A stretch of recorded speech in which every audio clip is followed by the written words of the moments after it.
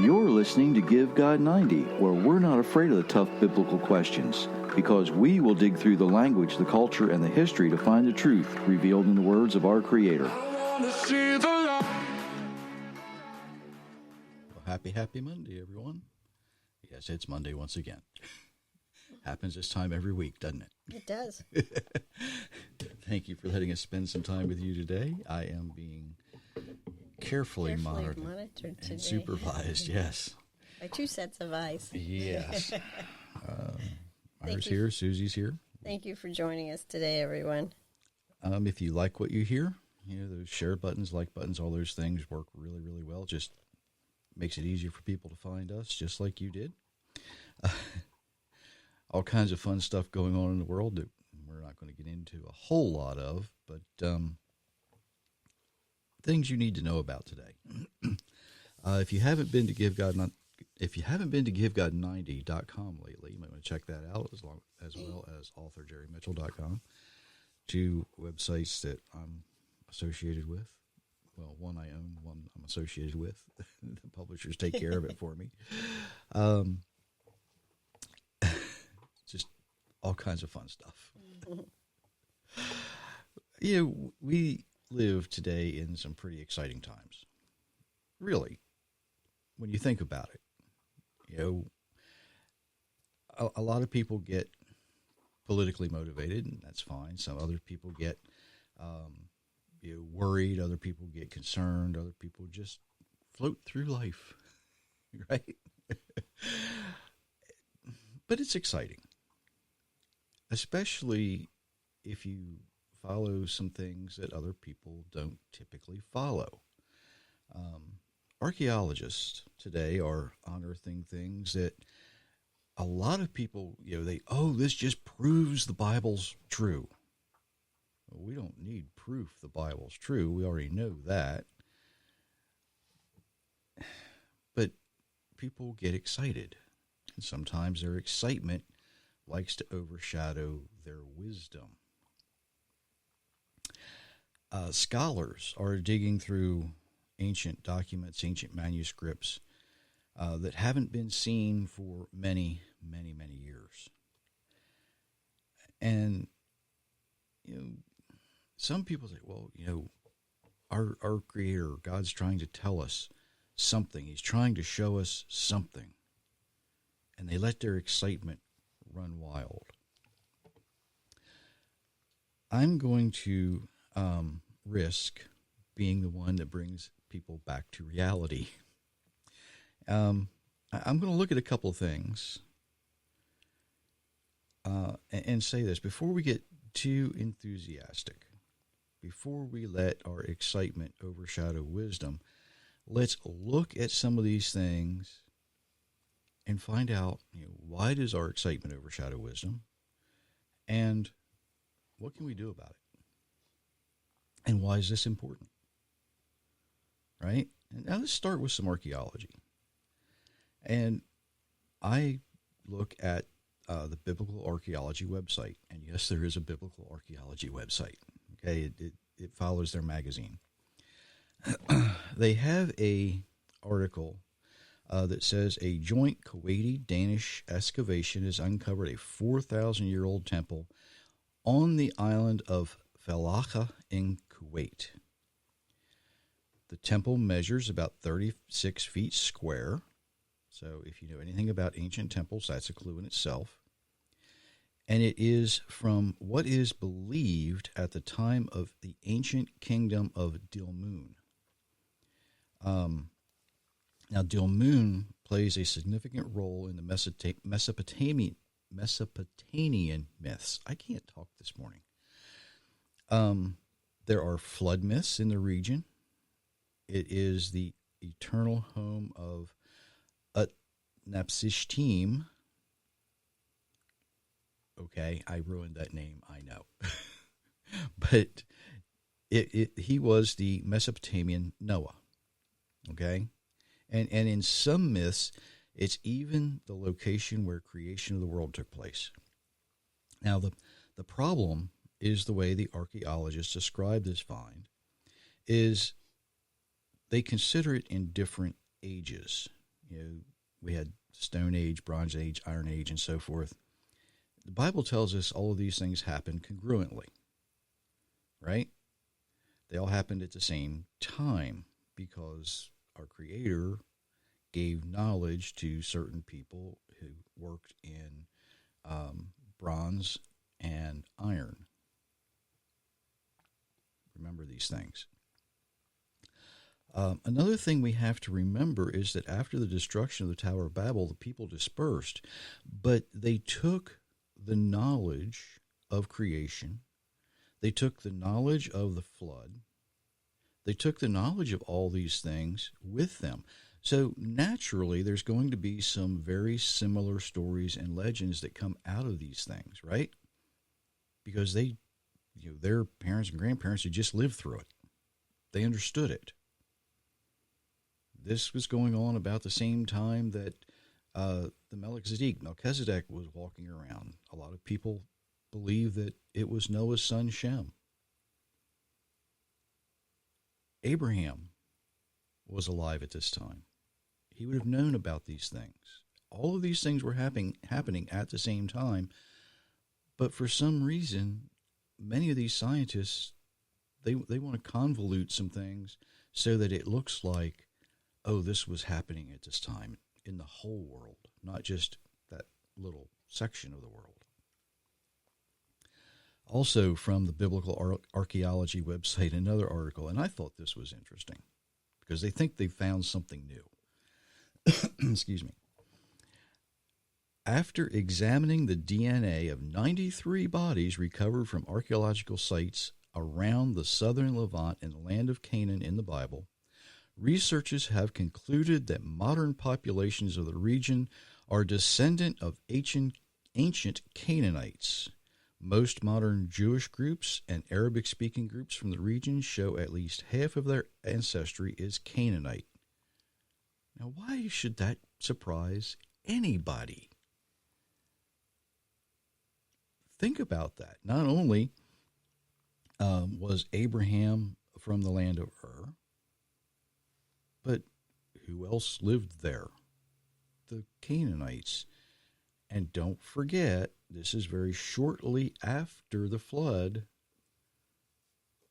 right? So all of these folks are going to have DNA from Noah and his children and his children's wives. It makes perfect sense. And they approach it as it's a big surprise. And people say, oh, this proves the Bible once again. Again, Bible doesn't need to be proven. It's already true. But the problem is the way people approach it, the way they view it, the way it appears. Because they don't put all of the clues together forensically. They just think some things happened haphazardly. And when things happen haphazardly, yeah, you're going to be surprised when you see this. But when you realize there's a timeline and a way that things happen and who was where at the time, it's no surprise, right? Let's move on to something that you may have heard a lot about lately. This may come as a surprise to you. Excuse me. There have been a lot of scholars that have been visiting the Vatican, and they've been allowed to go down into the archives and look at ancient documents. I say ancient documents. You know, these documents are anywhere from 1900 to more recent, and that's AD. Vatican holds very few things that are BC because they just, papyrus doesn't survive that long. Now, among some of the things they have I hate to say uncovered, among some of the things they have found, okay, the folks who've been looking and reading through them, are actually Hebrew documents. And the excitement of this has led some to acquire some rather quick and possibly misleading first impressions. There is a website called HebrewGospels.com, which, from what I can see on it, is going to be credited to the Van Rensburg family. I believe they're in Australia currently. They have photocopied a lot of these documents. They're available online. Currently, it's free for people to read and research. They offer a translation that seems to be correct and accurate, as accurate as they can make them. However, the documents themselves, from what I can tell, are not copies of the original Hebrew letters. Ooh. Now, some people are proposing that they are, but what I'm getting at is it appears these documents, although they are written in Hebrew, they appear to be translations into Hebrew from later Greek manuscripts. And I know that sounds technical, right? So let me put it plain and simple. Somebody looked at a Greek manuscript and went, we need to take this to the Jewish people so we can convince them to think our way. So we're going to translate it back into Hebrew to prove to them what was going on. It doesn't work. And I'll get to that in a minute. I'm going to give you a couple of examples. I'm going to let Meyer read from King James and from the Hebrew Gospel website a couple of passages, and then we're going to look at some differences in them. If you want to go ahead and read those. In the beginning was the Word, and the Word was with God, and the Word was God. John chapter 1, verse 1, King James Version. In the beginning was the son of Eloah, the son of El, was with El, and the son of El was Eloah, from the Hebrew Gospel website. And the Passover, a feast of the Jews, was nigh. John chapter 6, verse 4, King James Version. And it was near to Pesach, the day of the feast of Yudahim, from the Hebrew Gospel website. No, she doesn't speak Hebrew. At least not very well. Neither do I, but that's beside the point. The first verse, we see the difference between the word and the word son. It doesn't seem like it's that important, but it is. Now, the person who translated this into Hebrew was wise enough to realize that no first century Jewish man would write in the beginning was the Word. And by the way, from the manuscripts they have on their website, they didn't use the same word as Moses did in Genesis 1.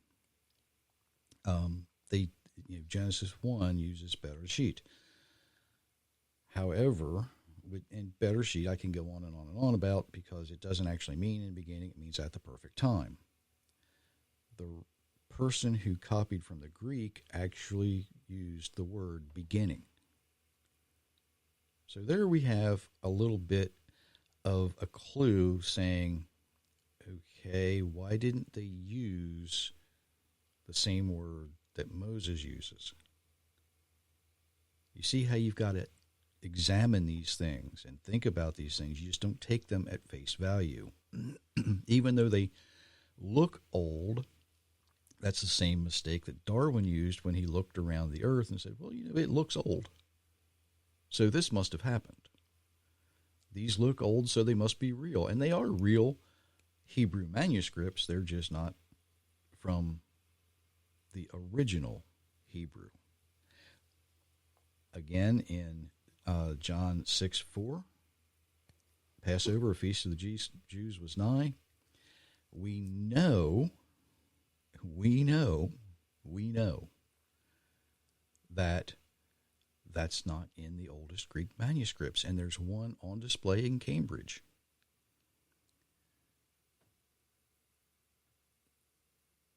The concept of the Son, we're going to go back to that for a second, is consistent throughout our Old Testament, right? There's references to the Son of God in the Old Testament. For example, in Psalms 2:7, I declare the decree, the Lord has said unto me, thou art my Son, this day I have begotten thee. There's references to that there. It would make sense for someone to say, you know what, we can convince the Jewish people to come along on this ride if we word it correctly. Right? But no first century Jewish person, Jewish writer, would have written that he is God, because they would have been so familiar with Deuteronomy 6:4. Remember, hear, O Israel, the Lord our God, the Lord is one. Shema Yisrael, Yehovah Eloheinu, Yehovah Echad. Basically, it says, listen up, y'all. Right? God is one, not two, not three. One. Even Yeshua's words, if they are correctly recorded in Luke, is, why are you calling me good? There's only one good, and that is the Father. So it should indicate that this copy, that verse alone should indicate that this copy comes from a later Greek manuscript. Right? And I've spoken about this a lot of times. It's just not in there. Now,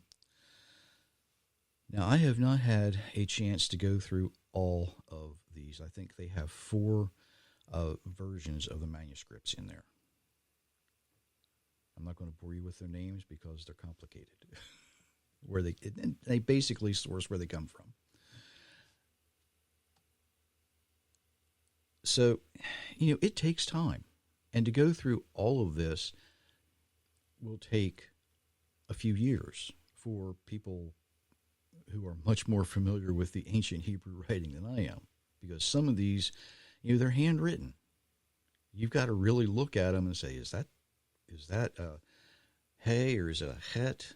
Which Hebrew letter is it? Because some of them are very similar. The Dalet and the Resh, if your handwriting isn't careful, can look very, very similar. So it's going to take a lot more time than just somebody running through there saying, well, this sounds good. And I'm not saying that's what they did, but they came up with this fairly quickly. Does this mean that these manuscripts are not valuable? Of course it doesn't.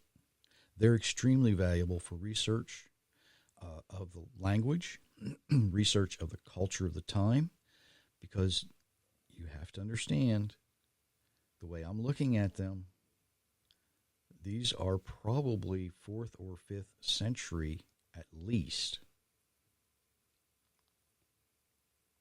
That's as old as they can be, is 4th or 5th century AD.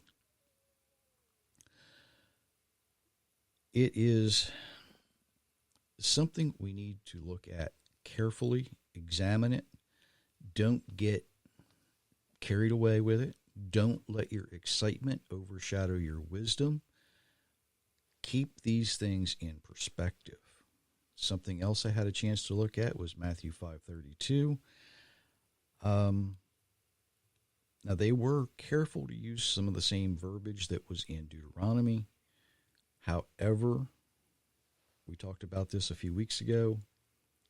There's no way that verse can be there because the punishment for adultery was death, not divorce. No reason. There's no reason to divorce a dead person. Can't be done. So keep these things in mind when we go over them. If you're going to use them for research, use them for research properly. Keep things in perspective.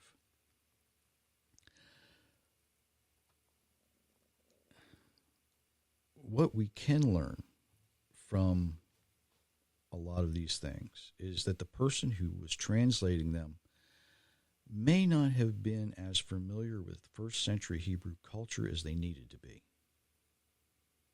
Now, they were only a couple of hundred years removed from it, but if they weren't familiar with it, if they had their own agenda for writing this and copying these things, that should tell us something.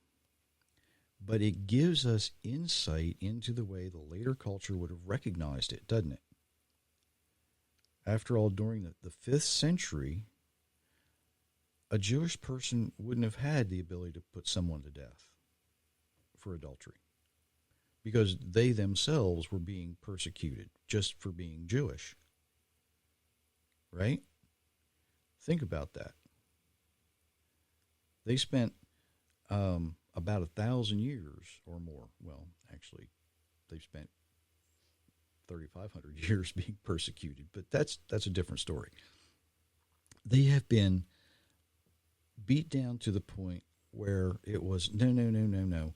You people, even though it's your original God, you don't have it right. We have it right.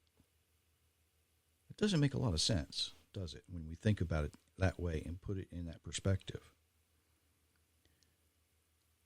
The bottom line here is when we see these new discoveries, we get excited. And we want so much for them to be real. We want them to be authentic. We want to know, is this really the way it is? We let our emotions run wild. And we need to calm our emotions down when we're looking at these things. We need to use wisdom and understanding when we examine these things. And it doesn't matter if we're talking about recently released document or some item that may have been dug up on an archaeological dig. It doesn't matter. It doesn't matter. Excitement, emotion. Think about it. When you let your emotions take over your wisdom, it usually ends up badly, doesn't it? I'd ask for a show of hands as to how many people let their emotions take over their wisdom when they first got married. Think about these things. When we allow our emotions, our excitement, to come forward in our minds and block out the things we should be looking at, our excitement overshadows our wisdom. But if we remember that the Bible is the final authority, and if what we're seeing or reading in some way conflicts with what we know to be true, then we have to allow wisdom to lead us, not emotion. All of these discoveries are valuable, and they're valuable is in what they are and what we can learn from them when we keep them in their proper perspective. You know, you're not going to study an ant by looking at a grasshopper. You're not going to find truth in looking at something that may not be true. you can discover what the untruth is, and you can pinpoint it and say, well, this doesn't agree with that, so this over here must be false because I know that what I'm looking at over here is true. It just doesn't come together, and we should not let our emotion take precedence over our wisdom. Are these things important? Absolutely they are. Absolutely they are. Now, if you were to ask me, do I think that there are possibly copies of the original Hebrew letters that Matthew, Mark, Luke, James, Paul, John, Jude, all those people wrote? It's possible. Maybe. But remember what was going on at the time that these things were being collected from folks. A lot of them were being destroyed because they didn't want people to look at it from a Hebrew perspective. The church wanted people to look at this from the church perspective. So, did they keep some of them? Maybe. Maybe. If they're there, they're there. And when the time's right, they will be found, if they still exist. So how does this affect how we are designed to live? Quite simply, study and learn. If you're going to be one of these people who digs into these types of things, study and learn what you can, keeping it in its place. Pin it down and see what it says. Does it match the original? I can pretty much tell you that a devout Jewish person, if they were going to write some of these things, it would be written so that it would match what Moses says. Not what their more modern language would say. Because that's the way it was done. The Hebrew and Jewish scribes were very careful with that. The Greeks didn't care. They just write down anything. I shouldn't say it that way. But you get the idea. You know what I mean, I hope. When we're looking at these things, when we're examining these things, don't get so excited about, look what I found, that you forget to include everything you know up to that point. And that's what needs to happen. It doesn't matter if we're talking about some new document or the original. You know, we're all where we are because of what we have learned so far. And we can't forget that. Can't go back and live in the past, but you have to remember the past so you know where you're at now. Does that make sense? Okay, as long as it makes sense. Look at these things, study them out. If you're interested, it's HebrewGospels.com. They're there. They're available. Peruse through them if you want. I know people who have studied the older scripts, and even the ones who work with them often struggle with handwriting, because some of these folks, their handwriting was worse than mine, and that's saying something. It really, truly is. I have terrible handwriting, and some of these folks, trying to figure out what was written, 1,500 years ago, in a different language. I guess the saying is, it's all Greek to me, right? But no, it's not. Some of it's Hebrew. So until Thursday. Until Thursday. We do wish you many, many blessings, everyone. Absolutely.